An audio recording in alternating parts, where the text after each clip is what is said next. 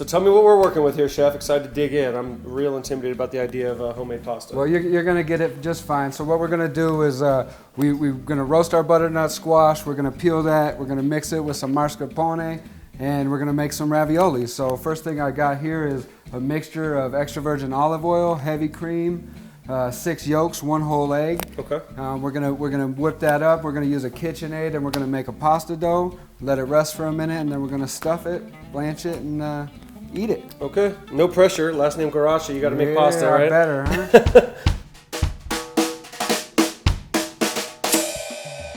For this dish, you will need whole eggs, all-purpose flour, heavy cream, extra virgin olive oil, mascarpone cheese, and butternut squash.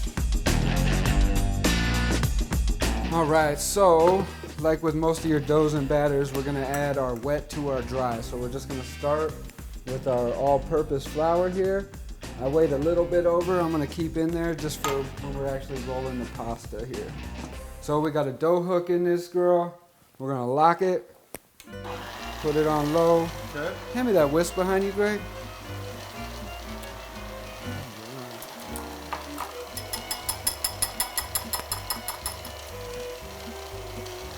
And just slowly add them in here.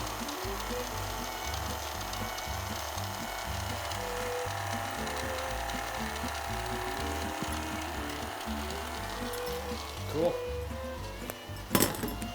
So you can see it slowly starting to clump together there. It'll eventually form one solid ball. We're gonna pull it out, put a little extra flour on it, and then let it rest. So, Chef, what are you looking for here? I see it's getting tight. Yeah, exactly. As you can see, it's actually starting to form a ball. All the flour, all the liquid is actually off of the rim of the bowl there. So now we're just actually trying to build a little gluten and work those elastics so we actually got something that we could pull a little bit. Okay. So what are we doing now, Chef? It looks like this is pretty much a ball here. All right, so we're gonna go ahead and open that up. Just unlock it here.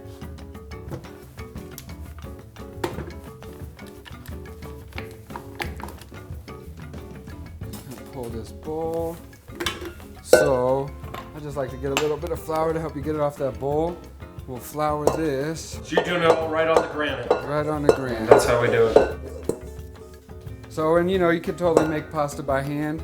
I've done it just out of principle, but it's a lot easier using a KitchenAid or a RoboCoupe. All right, so we don't want it to stick to the table. So, you know, use your flour accordingly as you keep working this. So we're still just building these elastics in this dough. We don't want a really loose pasta dough. We want something that's got a little bit of bite to it. Okay.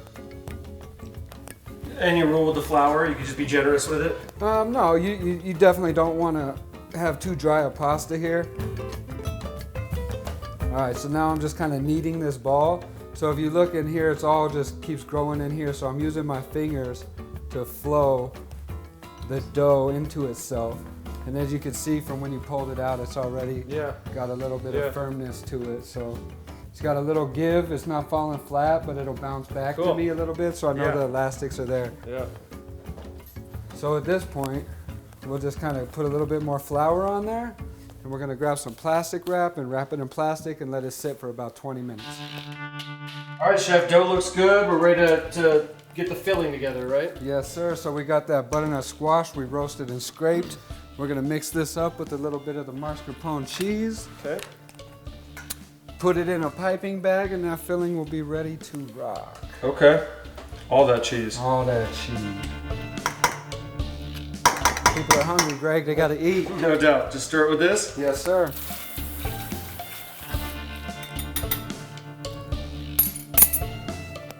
Looks great. Oh, It does look great. So now we're gonna go ahead and scrape this into this piping bag here. All right. Just like that. Just like that. So if you're doing this at home and you don't have such a great sidekick helping you here, you could totally just put this bag around the top of a bowl or some type of vessel and then fill it. One man job there. I've been thinking about doing this sous chef thing for you for a while, so. Well, hey, I've been waiting for you to come around, man. All right, so we're just gonna set this right here on the side, and we're gonna go ahead and start rolling this pasta. So this had rested about 20 minutes. Nice, got a nice texture to it. So we're gonna flour our board here because we don't want it to be sticking. All right, so we start on high numbers on this pasta machine here. All right, so when we start to roll this pasta, we're gonna start all the way as high as this machine goes here to the thickness.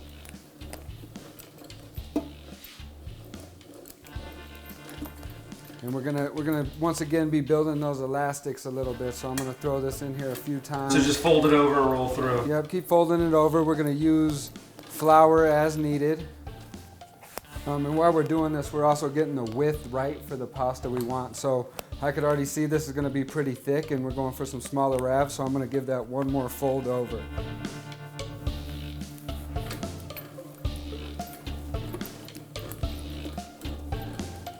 How many raviolis would you think something like this will make?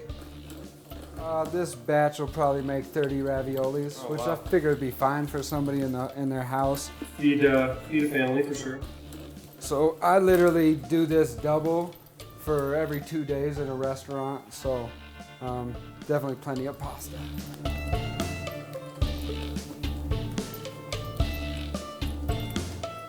So Chef, that looks beautiful, and I can see the countertop through the pasta. So you want it to be somewhat like translucent. That's a great point. So that represents how thin it is. Is we could literally see the granite through this pasta. Yep. So we got this pasta rolled out as to the right width that we want, thickness wise. We got an egg wash here.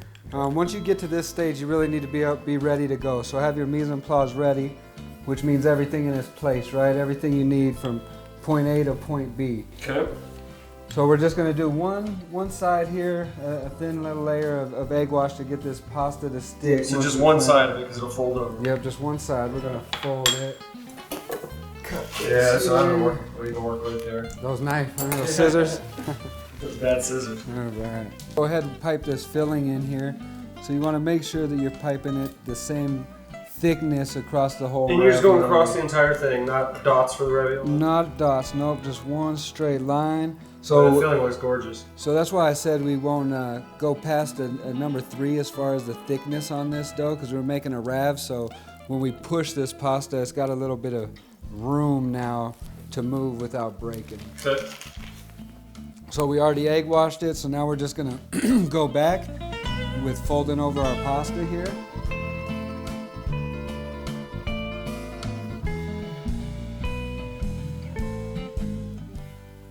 Get a little flour on our hands.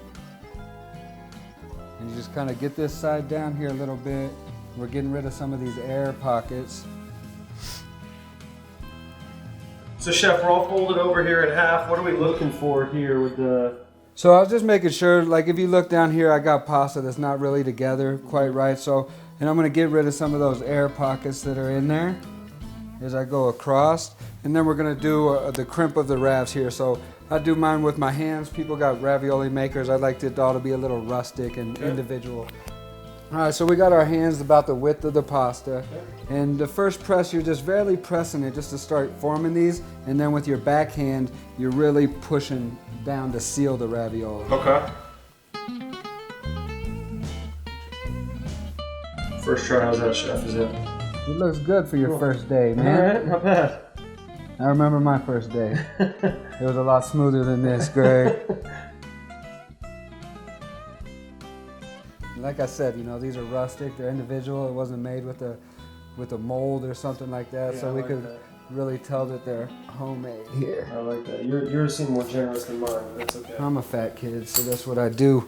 All right, so here I got a fluted pasta wheel. I start by kind of taking off my ends here of the pasta. Now, some of this scrap you could use if it's got butternut squash in the scraps, then you can't really reuse it. So just to keep these pretty, when I cook at home for my family, I don't waste any pasta and I just use it all. Yeah, a little bit on tails. Yeah, but I'm gonna go ahead and make this look a little bit prettier for.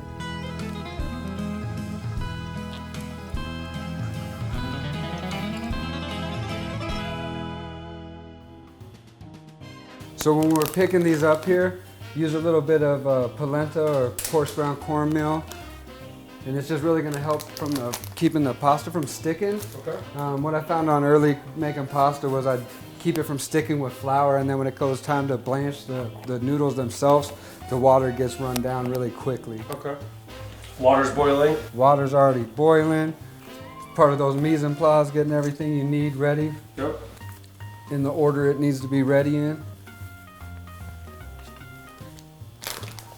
Normally I wouldn't necessarily stack fresh pasta, but since we're gonna go ahead and get this cooking right now, I'm not too worried about it. All right, chef. So, any technique to putting the raviolis in the water here? Yeah, don't burn yourself. Okay, let's start with that. Soft, slow. Yeah, soft and slow. You kind of just let them in there, you know. Man. These are fresh pasta, so we are a little bit more delicate. Shaking off that cornmeal at all, or?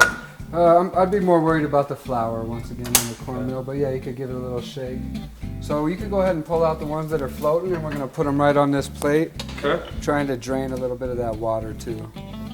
So I got my butter melted in the pan here. I'm gonna add my pine nuts and get these toasted here. All right, so we got a little bit of herb here into these pine nuts. We got our butter. I'm gonna kill my heat. I could smell the toastedness of those nuts already. So I'm gonna go ahead and steal some of these from you here, Greg. So there we go. We got our butternuts. They're toasted with some pine nuts, brown butter, fresh herbs, and now Easy, just toss it, huh? just toss it. Now we're ready to go ahead and plate this.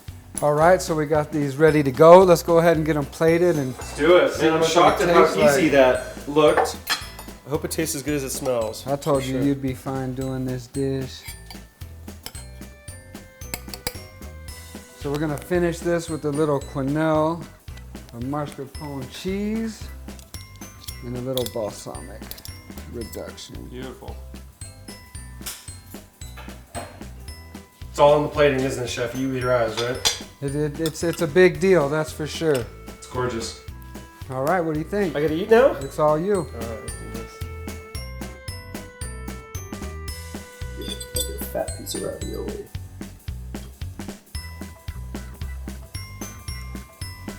Oh man. Tastes like fall. Yeah, that mascarpone gives it some of that sweetness too. The squash really comes through. You got the pine nuts with a little bit of texture. Melts in your mouth. So pasta, not as hard as we thought before we started. No, that's dynamite. I'm glad you like it. Chef, that's dynamite. If I want to make this at home, where do I get the full recipe for this? Find this recipe and many like it at my website, chefgarashi.com, listed in the link below. Thanks for watching. Thanks so much, Chef.